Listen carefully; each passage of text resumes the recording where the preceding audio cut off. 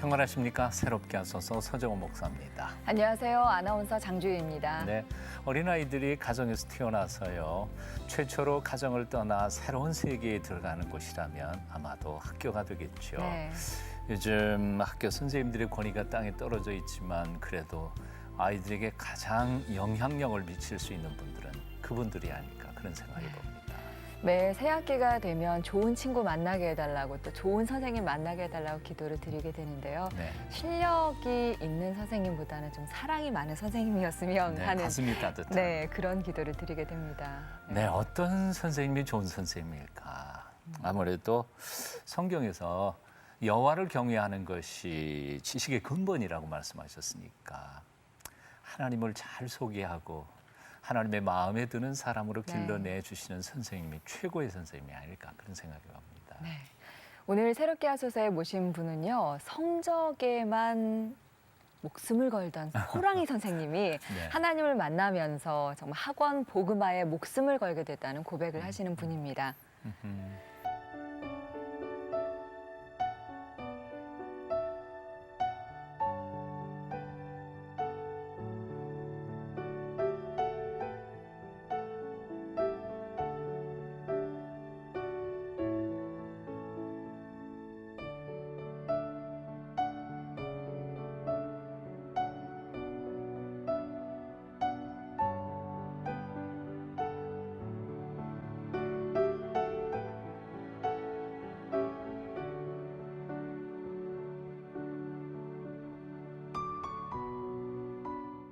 좋은교사 운동본부 학원복음화 위원회에 김두연 선생님을 오늘 모셨습니다. 안녕하세요. 네, 반갑습니다. 안녕하세요. 네. 올해 초에 30년 교직 생활을 은퇴를 하셨다고요. 네, 조기 퇴직하신 거죠? 네, 네. 이야, 특별한 이유가 있으신 거예요?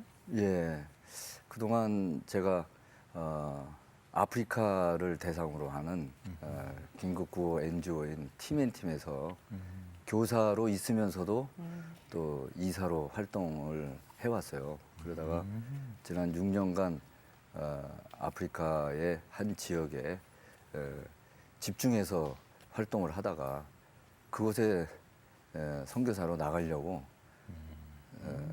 준비를 하고 이제 나왔죠. 나왔는데 네. 학원 선교가 더 크게 일어나가지고 네. 네. 진행하고 있습니다. 퇴직하시고 나니까 조금 자유롭기는 하시겠어요. 행복하시죠? 네, 그 행복한 것 중에 하나는 네. 그동안 늘 하고 싶었던 네. 일만 전념할 수 있게 되니까 너무 기쁩니다. 하고 싶었던 일이 뭐예요? 선교 동원이죠. 음. 그래서 제가 그 현직에 있을 때는 이제 바깥 출입이 자유롭지 않았어요. 그렇죠. 아무래도 매여 낮에 있죠. 초청이 와도 못 가고 그랬는데 지금은 뭐 전국을 상대로 마음껏 돌아다니고 있습니다. 네. 예수님을 만나고 나서 180도 완전히 새 사람이 되셨다. 제가 소개하면서 그렇게 네. 말씀을 드렸어요. 아, 예. 원래는 어떤 선생님이셨어요? 저는 이제 사립학교에 있었기 때문에 네. 사립학교는 어느 학교든지 공립과 달라서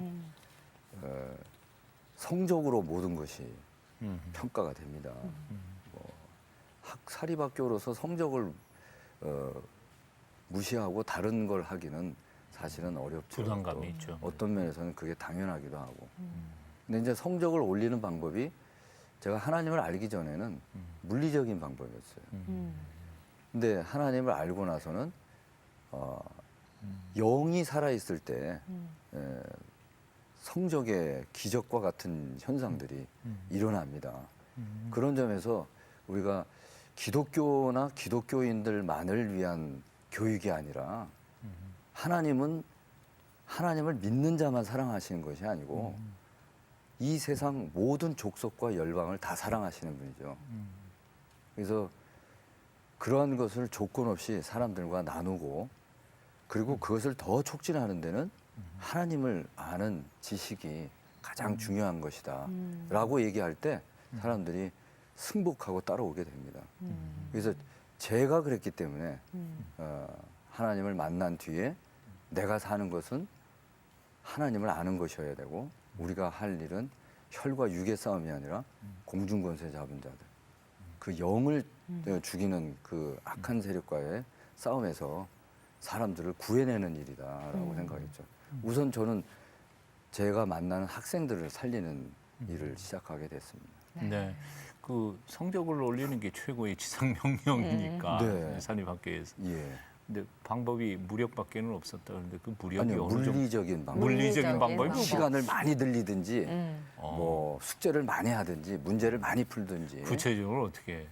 뭐 그 이제 하루에 영어 단어 3-40개를 꼭 외우게 하고 그다음에 저는 이제 국어 교사니까 네. 이제 지문 독해의 경우의 수를 많이 늘려줘 가지고 학생들이 그 이제 숙제를 다 감당해야 되는 그런 곳으로 나갔죠. 제가 하나님을 알지 못할 때는 아이들의 입장을 생각하기보다는 제 입장이 아니라 성적을 올리기 위해서 필수적으로 거쳐야 될 그 분량을 아이들한테 강요한 제시하고 근데 사실 그걸 해야 성적이 올라갑니다. 네. 근데 선생님께서 그 전에 성적으로만 아이들을 보실 때하고 네. 그리고 나서 본인이 변하고 나서 아이들을 보실 때 예. 보는 눈도 많이 달라지셨겠어요. 저야말로 하나님을 만나고 난 뒤에 교사에서 선교 동원가 또는 사명자로 살아가게 됐습니다.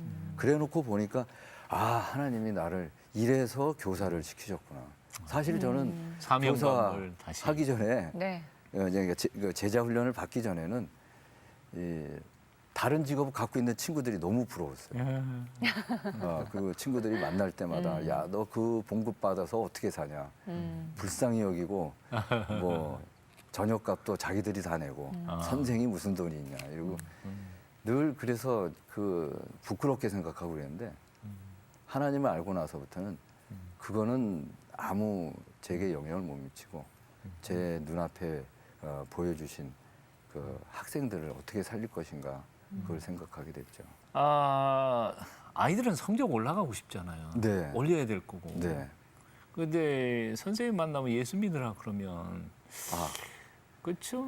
그렇죠. 아이들은 좀 싫을 것 같아. 싫어할 수도 있어요. 아주 싫어하죠. 예, 그러면 근데 그 아이들에게 저도 어떻게 그렇게 해서 네. 점점 뭐 발전해 나간다고 할까요? 음. 그리스도의 장성한 분량대로 자라나간다는 거를 저도 경험하게 됐어요. 처음에는 뭐 이 잠언이 31장으로 돼 있기 때문에 네네. 매일매일 그 날짜에 맞춰 가지고 아이들한테 얘기하기 딱 좋아요. 근데 이 잠언을 가지고 초기에는 속된 말로 뭐 휠이 꽂힌다 이러면 진도는 안 나가고 잠언 말씀을 막 얘기하고 공부를 안 가르치고 말이에요. 그렇죠.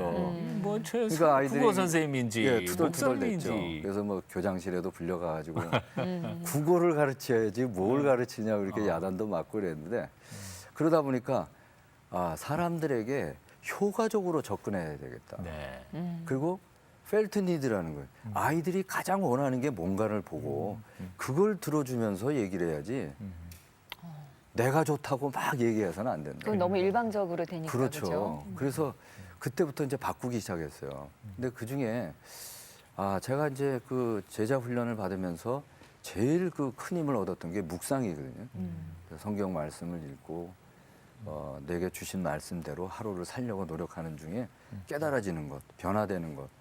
그래서 잠언 말씀을 놓고도 야 너희들 이렇게 보고 따라야 돼 이게 아니라 제가 좀 더 자자, 좀 더 졸자, 두 손을 모으고 누우면 이러면 가난이 군사같이 이러고 그걸 쓰면서 야 이건 내 얘기다.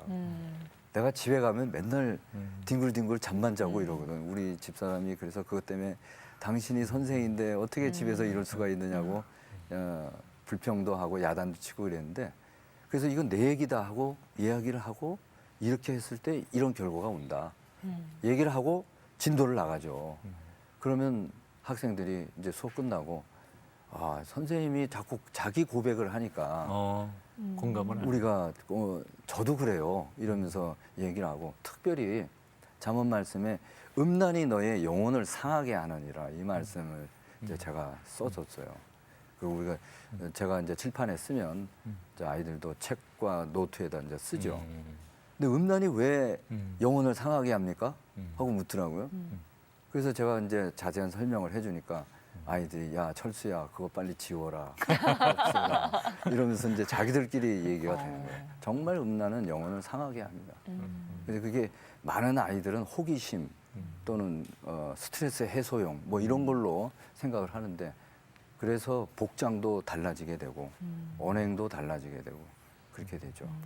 그러니까 무조건적으로 물리적인 시간만 많이 준다 그래서 그렇죠. 성적이 올라가는 게 아니라 네. 사람과 인격이 복음 앞에서 변화되니까 네. 오히려 성적이 더 올라갈 가능성이 더 많아요. 예, 그 중에 하나가 학생이 자기 자존감이 수립이 되면, 그러니까 자기를 가치 있게 여기게 되면 시간 낭비가 없어집니다. 아, 그렇죠. 그러면서 책을 읽을 때 집중하게 되죠.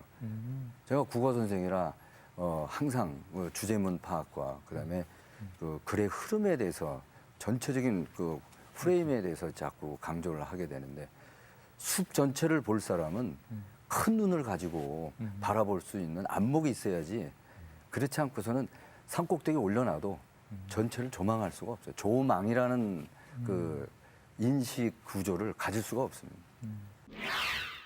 선생님이 그 성경 말씀을 들먹거릴 때마다 내 심장이 찔리는 듯 아, 그 하나님을 부르시는구나. 왜 무슨 일이 있니? 하고 물었어요. 그랬더니 얘가 고개를 돌리는데 이미 아닌 게 아니라 눈물 범벅이 된 연합해가지고 자기 교회로만 끌고 가는 게 아니라 그래. 연합해서 자기 친구들을 전도하는 거예요.